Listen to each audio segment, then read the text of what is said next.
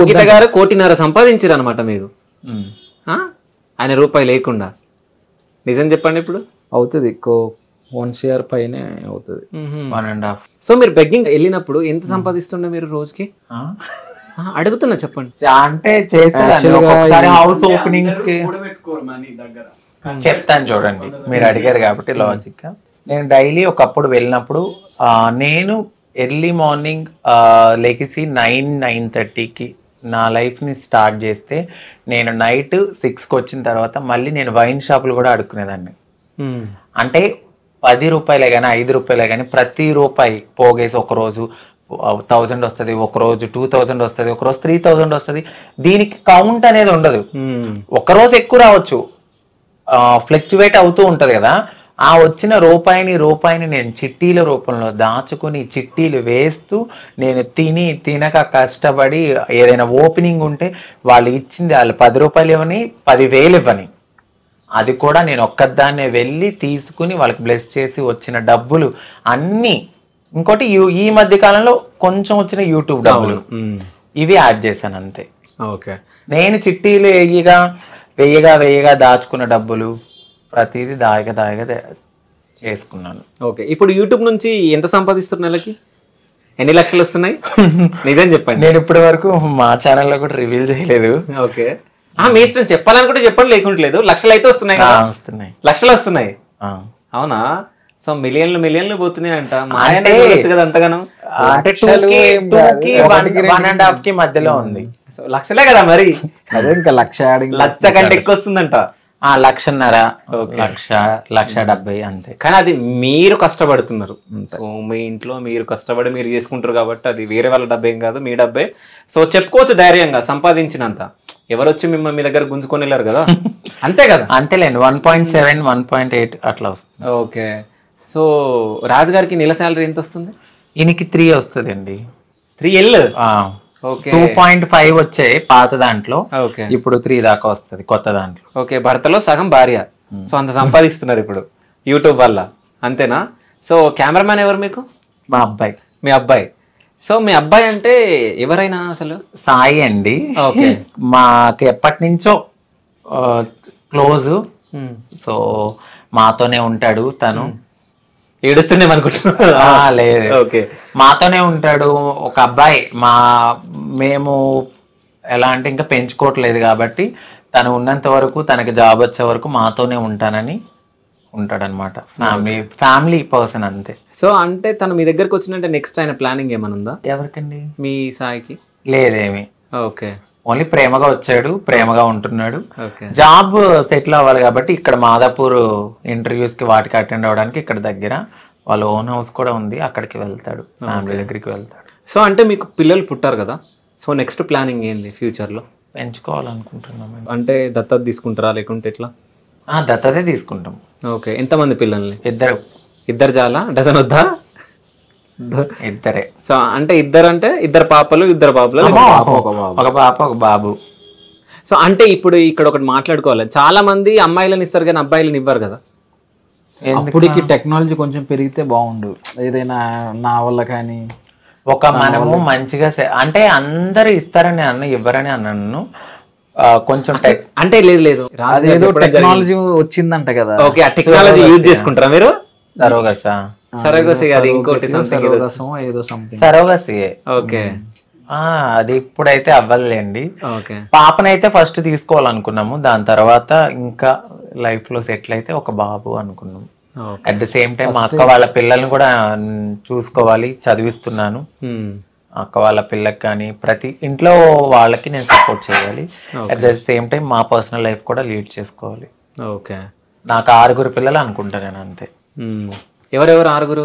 అక్క వాళ్ళ పిల్లలు సాయి, మాకు వచ్చే ఆరాధ్య, అందరితో కలిపితే 6 అవుతారు. అంటే మరి మీ రాజుగారు? ఆయన నాలో సగం, నేను ఆయనలో సగం. ఓహో, అంతేనా?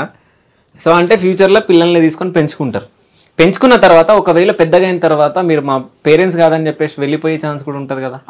చాలా చూస్తున్నాం మనం టీవీలలో. అలా ఒక ట్రాన్స్ నేనే కాదు, నాకన్నా ముందు చాలా చాలా పెద్దవాళ్ళు కూడా పిల్లల్ని పెంచుకుని పెళ్లి చేసిన వాళ్ళు చాలా మంది ఉన్నారు. ఇప్పుడు మీడియాలో అందరూ క్లిక్ కారు, కొంతమంది క్లిక్ అవుతారు కదా.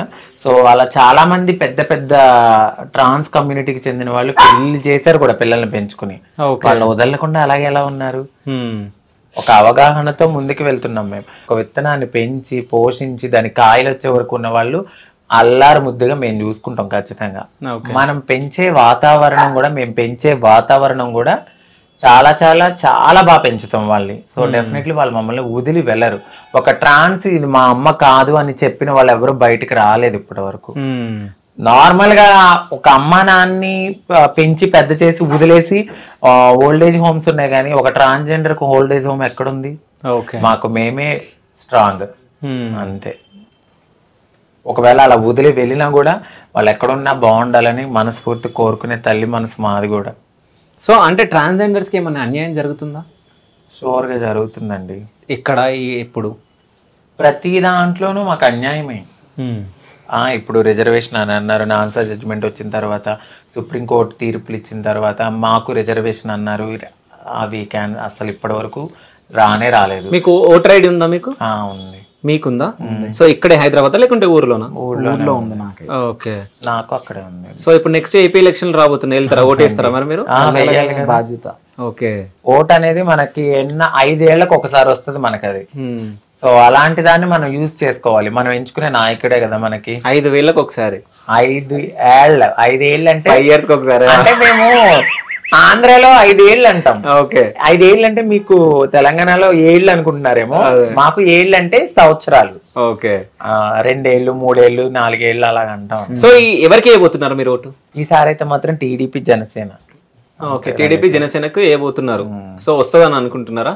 ఖచ్చితంగా. మీ అక్కలను కాపాడుకోవాలంటే మీరు ఏం చేయాలనుకుంటున్నారు? మేమైతే పవన్ కళ్యాణ్ గారు కానీ, అప్పుడు నారా చంద్రబాబు నాయుడు గారు కానీ, ఇప్పుడు యూత్ కి కనెక్ట్ అయింది జనసేన. జనసేనలో పవన్ కళ్యాణ్ గారు ఒక ట్రాన్స్జెండర్ ని చాలా బాగా రెస్పెక్ట్ ఇచ్చి ఏదైనా చెప్పినప్పుడు కూడా ఆయన చాలా బాగా అర్థం చేసుకుంటారు. ఇప్పుడు యూత్ కి బాగా కనెక్ట్ అయిపోయింది జనసేన. చాలా మంది కమ్యూనిటీ వాళ్ళు కూడా వెళ్ళి ఆయనతో మాట్లాడడం అయింది. త్వరగా ఆయన జనాల కోసం బయటకు వచ్చి మాట్లాడతారు. కాబట్టి మాకు రిజర్వేషన్స్ గురించి కానీ, జాబ్స్ రాబోయే దాని గురించి కానీ, పెన్షన్స్ గురించి కానీ, ఇంకా ఏదైనా ఇంప్లిమెంటేషన్స్ కానీ, ఇప్పుడు స్థలాలు కానీ, ఇల్లు కానీ, మా కోసం ఏదైనా చేయాలి అని అంటే ఆ పార్టీ అనేది రావాలి. ఓకే, ఆయన ఆల్రెడీ కూడా చెప్పారు. ఓకే, జనసేనకి టీడీపీకి అనుకుంటున్నారు. మీ ఓటు? మా వారు పవన్ కళ్యాణ్ ఫ్యాన్ అండి. ఓకే, ఇంకెవరికి? ఓకే, జనసేనకి మీ ఓటు. అయితే ఇప్పుడు మీరు ఒక ట్రాన్స్జెండర్ పెళ్లి చేసుకున్నారు కాబట్టి ట్రాన్స్జెండర్స్ కష్టాలు మీకు ఏమన్నా తెలిసినాయా? లేకుంటే వాళ్ళు ఎట్లా అంటే after marriage? After marriage, before marriage, రెండు చెప్పండి. అంటే బిఫోర్ మ్యారేజ్ మీకు అంత అవగాహన ఉండలేదు కదా. ఆఫ్టర్ మ్యారేజ్ మీరు అందరితో, అంటే వీళ్ళ సర్కిల్ తో కొంతమంది మీ దగ్గరకు వచ్చి మాట్లాడటం అది చేస్తూ ఉంటారు కదా. సో వాళ్ళని చూసినప్పుడు ఏమని ఫీలింగ్ ఉంటది? వాళ్ళ కష్టాలను ఏమైనా చూసారు? అంటే వాళ్ళు యాక్చువల్ గా లైఫ్ అనేది టోటల్ గా వాళ్ళలా మార్చుకోవడానికి కంప్లీట్ గా అన్ని వదిలేసి వచ్చేస్తారు వాళ్ళు. సో ఈజీ చెప్పాలంటే సాక్రిఫైస్ వాళ్ళు చేస్తారు బేసిక్ గా ఫస్ట్. సో ఇంటోళ్ళు కూడా సపోర్ట్ చేయరు అట. ఇప్పుడు ఏ ఇంటోళ్ళు సపోర్ట్ చేయరు. ఇట్లా మారిపోతానంటే నువ్వు పుట్టింది ఎలాగా, మళ్ళీ నువ్వు ఇదంతా సమాజంలో మన పరువు పోతుంది అని చెప్పేసి అంటారు. కాబట్టి సో వాళ్ళు సాక్రిఫైస్ చేస్తారు వారి జీవితాన్ని అక్కడ ఇంట్లోనే. సో ఇంట్లో ఆ టైంలో వాళ్ళకి సపోర్ట్ చేయరు. వీళ్ళు ఇంప్రూవ్ అయ్యి బాగా ఇచ్చేసిన తర్వాత మళ్ళీ లాక్కునే ఇంటోళ్ళు కూడా ఉంటారు. స్టార్టింగ్ నుంచి సపోర్ట్ చేసే ఇంటోళ్ళు కూడా ఉంటారు. సో ఏదైనా కానీ వాళ్ళు సాక్రిఫైస్ అయితే చేస్తారు, కష్టాలు చాలా పడతారు. నేను చూస్తూనే ఉంటాను. అయితే మీ పెళ్ళైన తర్వాత ఎప్పుడన్నా తిను మీ దగ్గర ఏడ్చిన రోజులు ఉన్నాయా? పెళ్ళైన తర్వాత తన కష్టాలు అవి చెప్పుకొని ఏడుస్తుంది కానీ కనిపించదు, అంటే చూపియదు. ఓకే, కన్ను నుంచి నీళ్ళు వస్తే నాకు తెలుస్తుంది, దాన్ని దాచిపెట్టేస్తుంది.